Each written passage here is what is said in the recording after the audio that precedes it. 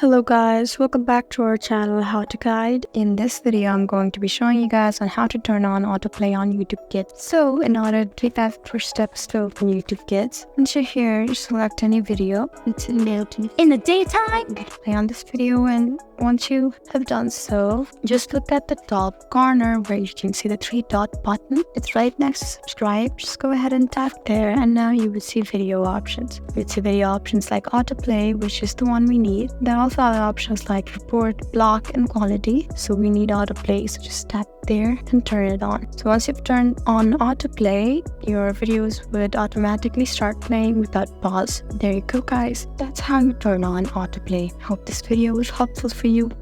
If you found this video helpful, please leave us a like and drop us a comment down below. And if you want more helpful videos like these, then please subscribe to our channel. We'll see you again next time. Thank you for watching.